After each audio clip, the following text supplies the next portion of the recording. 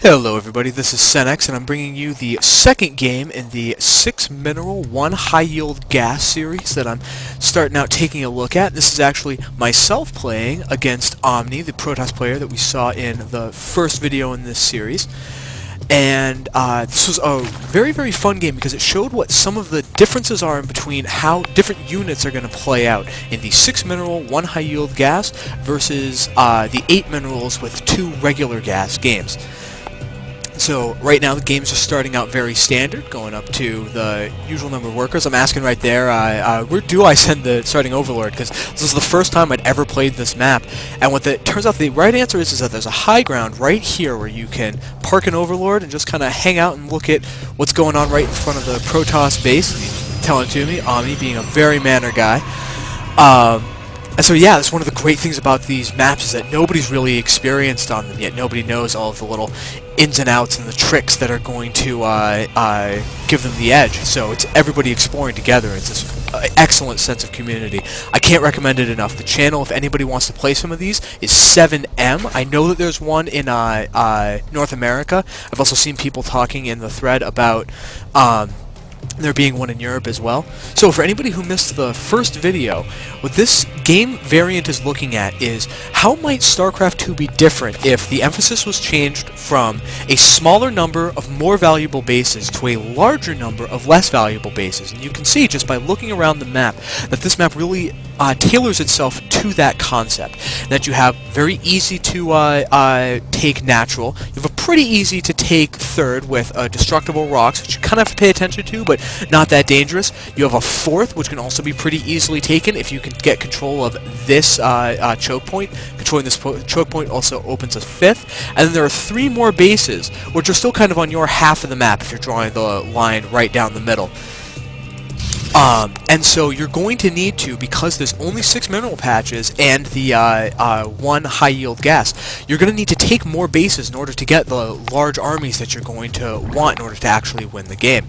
So see, one of the things I'm doing right here is that having 3 in the gas is really not worth it unless you're going to be doing some kind of very high-tech path. It'd be like cloaked banshees or very fast blink stalkers or like a 3-gate expand, something like that. Probably a 2-gate expand as I think about it in this variant. But if you're just trying to get Zergling speed, you don't need to mine it for that long in order to get your 100 gas.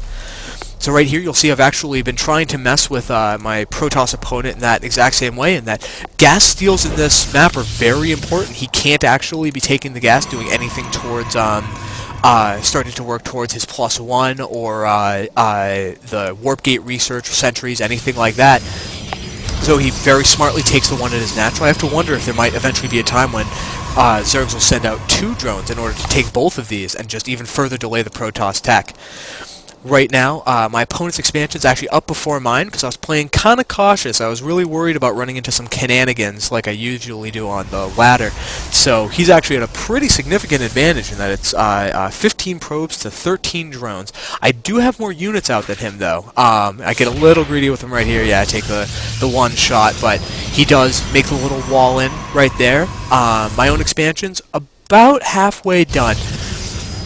And right now Omni is playing the very good games that you need to with the optimal saturation, and that when you have just 6 mineral patches... Oh yeah, right here, I almost suicide my Overlord for absolutely no good reason. He just had to prove that he was tough. I was displeased with him.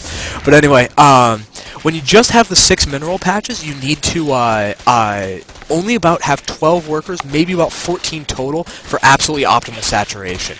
Right here, there's the backdoor rocks into the natural that you can start working on, but this is the only game where I've even seen them be attacked by anybody other than the player who actually controls them.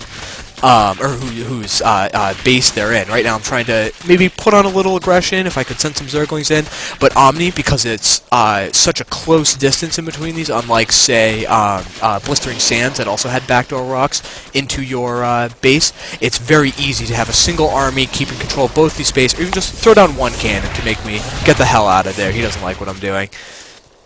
So, my natural has finally gone up. I'm trying to get some creep spread to connect between the bases. I have a Roach Warren going up right now. I have the 3 back in gas because I'm going to be wanting to get lair tech and actually be getting the speed, maybe a couple upgrades.